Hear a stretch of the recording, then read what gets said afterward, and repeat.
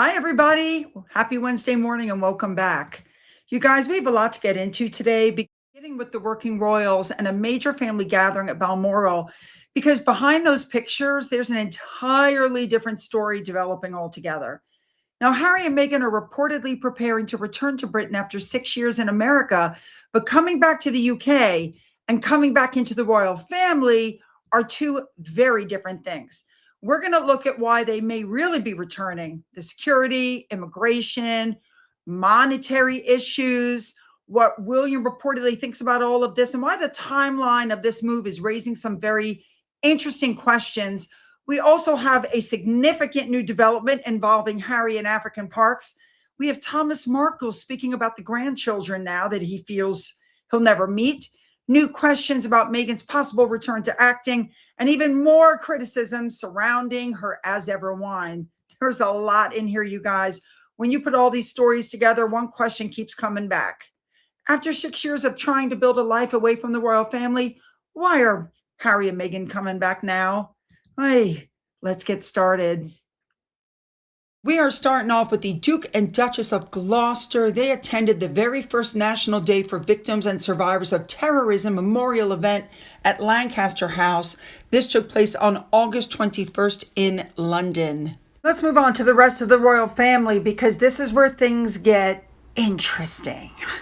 The British royal family made a very highly coordinated public appearance at the church near the Balmoral estate in Scotland. This took place on Sunday, August 23rd. Now, this display represents their first joint public outing since the news broke that Harry and Meghan were planning a permanent, I'm air quoting, a permanent relocation back to the United Kingdom, because we've heard it could be anywhere from 6 months to a year. There are reports of several reasons that may be behind this move, and we're going to get to all of that later in the video.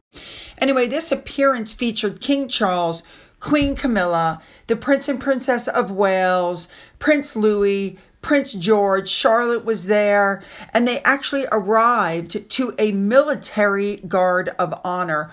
Also seen was Princess Anne, Vice Admiral Sir Timothy Lawrence, the Duke and Duchess of Edinburgh. Lady Louise was spotted in the back of the car, and it is the Balaclava company that provided the guard of honor. I hope I'm saying that correctly. I'm trying really hard. Now, obviously, this is their annual summer break at Balmoral. The family isn't exactly hunkering down, worrying about what's happening with Harry and Meghan.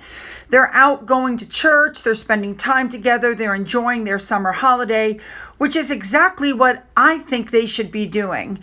And as usual, I want to give a big thank you to Carol M.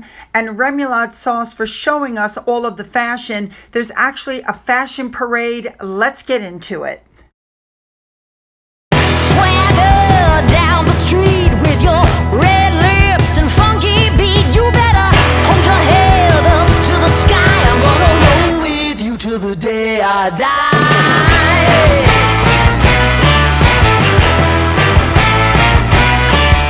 Hey, swing those hips around. Can't stop, roll back down. My ladies, short, tall, thin or wide. Going back to Lady Louise, I have to say, I really like the way these two appear to be handling their relationship. They're low profile. They met at university. They've apparently been dating, and they've been together for quite some time. And they're both building lives and careers outside of the royal spotlight. And if this relationship does eventually become something more permanent, he seems like somebody who could fit very naturally into the family. You guys know what I'm saying? Love it. All right, now we're going to get into Harry because, as usual, there's a lot going on. All right, Harry's U.S. immigration case. That case has effectively stalled in federal court, which means the questions surrounding what he disclosed about his past drug use on his visa application remains unresolved publicly. The Heritage Foundation filed its Freedom of Information Act lawsuit seeking records from the Department of Homeland Security and the State Department. Now, the State Department has withheld 18 documents in full and is reportedly reviewing roughly 300 additional records totaling 2,500 pages approximately. The argument from those seeking disclosure has been that Harry publicly admitted in Spare to using cocaine, marijuana, psychedelic mushrooms, and this raises questions about what he disclosed during the immigration process.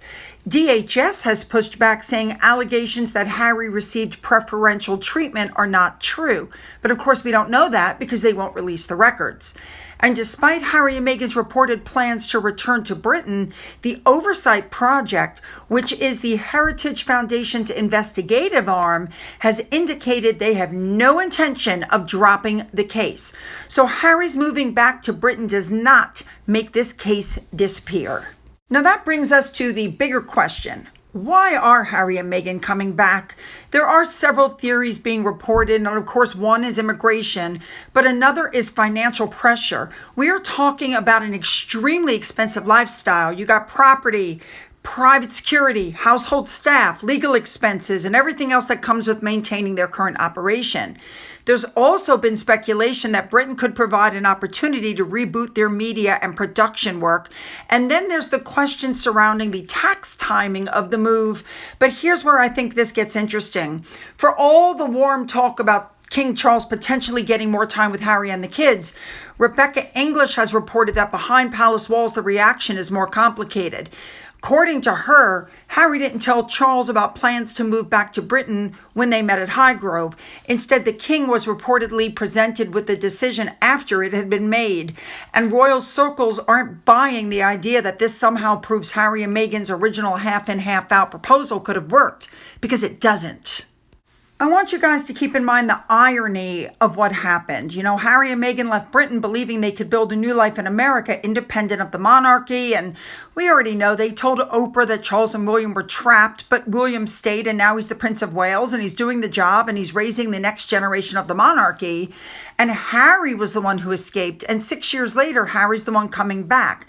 But don't misunderstand, that doesn't mean he's returning to royal life. According to all the reporting we're seeing, Buckingham Palace appears determined to maintain the distinction. Harry and Meghan will not be returning to official royal duties. Charles is welcoming Harry and the children privately as family, but that is completely different from welcoming Harry back into the institution. And just because Harry's back doesn't mean he's in. So while Harry may live a few hours away from William instead of a few thousand miles away, please don't confuse greater access with reconciliation. There has been no indication of any meaningful discussions about restoring Harry and Meghan to duties, and William's position is very important. All the reporting suggests that William is deeply opposed to significant concessions to Harry because from his perspective, too much trust has been broken. And simply moving geographically closer doesn't erase years of accusations, interviews, books, and private family matters that are being made public. Charles can have that private relationship with his son, but Charles also has a responsibility to William as the direct heir and the future of the monarchy. And the institution is not going to reorganize itself around Harry's decision to move home. The half-out, half-in arrangement is off the table. And if Harry and the children see Charles, those meetings can remain private. The question is, will they remain private? And there's also been renewed discussion about whether Harry and Meghan should lose their titles, but removing a peerage like the Duke of Sussex isn't something the king can simply do with the stroke of a pen. That involves Parliament. And frankly, Parliament didn't even strip Andrew of his peerage. Andrew agreed to put his titles into abeyance and stop using them. So I don't see Parliament suddenly moving in to strip Harry and Meghan. Now, I've seen this argument that Harry and Meghan can simply return to Britain, keep their heads down, and work their way back into the royal family. But no. They can potentially repair personal relationships. That's very different from working their way back into the monarchy, because trust would have to be rebuilt. And that's not something that happens simply because you've changed your address. There is some discussion, FYI, also that the king is going to ask Harry to put out some sort of a public apology to the entire country. Here's my thing. First of all, Harry can't admit that he lied or he can't backtrack on everything he said. And an apology without an admission of guilt is not an apology. So I don't know how well that's going to go over. And nobody wants an apology from him as much as they do from Meghan, the woman who came in, twisted Harry's head, and then took him away to California with all this woke nonsense, which, by the way, is disappearing from the world.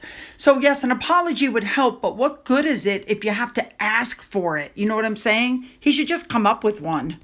Now let's get to Meghan. My friend Jeannie from Pilates thinks that Meghan might be slightly more enthusiastic about Britain if there's an acting opportunity waiting for her. And I have my doubts about how much demand there is currently for Meghan as an actress. But if the children are moving, obviously Meghan has an enormous incentive to be where her children are. And we've also heard reports that Meghan herself may be looking for opportunities in Britain.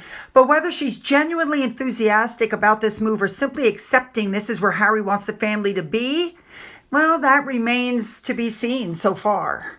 Forget now all the other explanations for a moment because I have my own theory, and I'm emphasizing this is my theory, okay? I wonder whether Harry genuinely believed he was going to win his security case. Think about the timing. If Harry had won, he could have returned to Britain saying essentially, look, the court ruled in my favor. The security issue is resolved. And that would have completely changed the circumstances surrounding a return, except Harry lost. Now that may explain why some of the plans now look very different from what he anticipated originally. And this is where the timeline gets particularly interesting because Camilla Tominey, associated editor of The Telegraph, said she actually had information about this 2 months ago. I want you to listen to this in her own words. When I found out the news that Meghan and Harry are returning to the UK, I was seething, and I think there are a lot of people out there who are seething about this news. My reason was slightly different. It was because I had this story 2 months ago, and I put it to the Sussexes. It was flatly denied. But it got me thinking, well, if I knew about it 2 months ago, how did they not realise? So I have this theory that actually the royal family have known for quite a long time. I know that Meghan and Harry have known since probably as far back as May that they were planning a move back. The plan for the holiday that they recently took in the UK was to actually go house hunting and to view schools. One other person who is definitely seething about Prince Harry's move to the UK is of course his brother Prince William. Oh, to be a fly on the wall in Balmoral this week, or should I say a grouse in the sky, because William is supposed to be having a lovely grouse hunt with his father. Instead, they are having a summit discussing exactly how to deal with the Prince Harry problem and the Meghan Markle problem now that they're going to be in the UK, quite literally on Prince William's doorstep. He doesn't want to risk looking like he's having a great big sulk, and he's not happy about it. He needs to look like he's taken the high road. But if he doesn't take the high road, I would not blame him one bit. So it could be that Catherine plays peacemaker, and she has got form for this because she once orchestrated during Prince Philip's funeral a moment between the two warring brothers. This was seen as an incredible gesture from Catherine, who after all has more reason than most to never forgive them. I don't personally think that Meghan and Catherine should particularly make up, and I certainly don't think it should fall to Catherine to do it. In fact, if anything, I would take the low road if I were her, but I'm not her. She is actually this incredible person, and I can imagine her taking the high road and being the one to try to patch things up somehow, even if it's just a gesture and there's no real warmth in the long term between them, but just something to keep things civil. Can you see how important that is? Because if she had this information 2 months ago and Harry and Meghan knew as far back as May that they were considering this move, it raises the obvious question, how long did the royal family know? According to her, their recent UK trip wasn't simply a holiday. She had a plan for house hunting and looking at schools. We come back to William because there are reports of discussions at Balmoral about how Harry's return will be handled. William has to balance his personal feelings with his future role as king. And there's already speculation that Catherine could potentially act as some sort of peacemaker. Personally, I don't think that responsibility should fall on Catherine. She's been dragged into enough of this herself. People haven't forgotten the Oprah interview, the bridesmaid dispute, Harry's description of William in Spare, the baby brain episode involving Catherine, or Harry's claims about his brother in the palace. That's the history William and Catherine are being asked to put aside simply because Harry is moving closer. Geography doesn't restore trust. And then you've got Harry's previous statements about Britain, and that's another contradiction difficult to ignore. Harry has repeatedly argued Britain wasn't safe enough for Meghan and the kids. He said he couldn't envision bringing his wife and children back to live in the UK without adequate security. And now we're being told that they're planning to do exactly that. That doesn't automatically mean his previous concerns weren't genuine, but it does make the security question even more important because something about the calculation has clearly changed. Well, a big thank you to the fan of the Prince and Princess of Wales who pointed this one out on Twitter. Omid Scobie is apparently arguing Harry and Meghan haven't been failing in America. They've been deliberately scaling back their business and foundation activities because they're preparing to move to Britain. Very convenient timing. I'll let you decide what to make of that explanation. And just when we're hearing all this talk about reconciliation, Camilla is back in the firing line. Harry believes that she is standing in the way of him developing a closer relationship with his father. Now, I want you to really think about the history here. Harry called Camilla dangerous and spare and accused her of sacrificing him on her own PR altar. And now we're hearing that Camilla is the obstacle. She's reportedly being described as something of a gatekeeper to Charles and someone who intends to be present whenever Harry sees his father. But at some point, Harry has to ask himself whether every difficult relationship can really be somebody else's fault. I have to say, if Meghan thinks she's going to get back in with these people, she's absolutely wrong, because a new group of women has emerged, and I think they're doing a fabulous job without her. We're also hearing more about Meghan's potential return to acting. There have been reports connecting her to The Gentleman, followed by conflicting reports about whether an opportunity was offered, withdrawn, or remains under discussion. Her representatives reportedly maintain that discussions are continuing, and we'll see. But until there's an actual announcement, I would treat all of this as exactly what it is. Nothing but talk. Let's move on now to David Sherborne. The judge strongly criticized the conduct of Sherborne and his legal team, describing their method of pursuing unsupported allegations as unreasonable to a high degree. Now, that is a significant rebuke for somebody who's built a reputation as one of the go-to lawyers for celebrities taking on the British press. The question now is whether this defeat and the judge's criticism has a lasting effect on his reputation. Time will tell.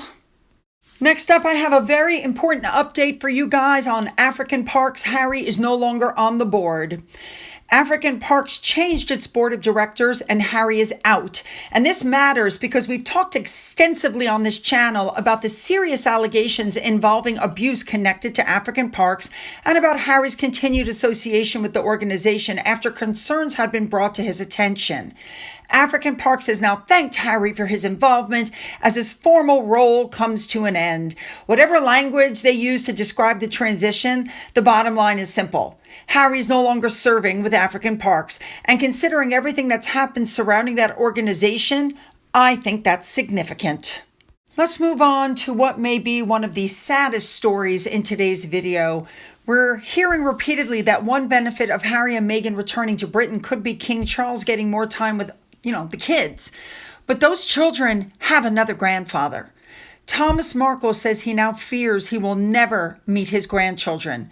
He didn't learn about Meghan's reported plans from Meghan. He says he found out watching television like everybody else. He's 82 and still recovering in a rehabilitation facility after having his left leg amputated below the knee following some serious health problems. He says he still hasn't heard from Meghan. And whatever you think about Thomas Markle and everything that's happened surrounding Meghan's wedding, there's something genuinely sad about this situation, because look at the contrast. We're being told one of the benefits of this move is that Archie and Lily can develop a stronger relationship with their British family and with their grandfather, King Charles. Meanwhile, the other grandfather hasn't met them. One grandfather is getting greater access because the children are moving closer, and the other has lost hope of ever meeting them at all. And Thomas says that despite everything, he still loves his daughter, and he doesn't understand how their relationship reached this point. And that's why I'm getting tired of hearing reconciliation discussed as though the royal family is the only family that matters. We're constantly hearing about Harry rebuilding relationships with Charles. What about Meghan rebuilding a relationship with her father? Because there is another family reconciliation that isn't happening at all, and I find the entire situation incredibly sad.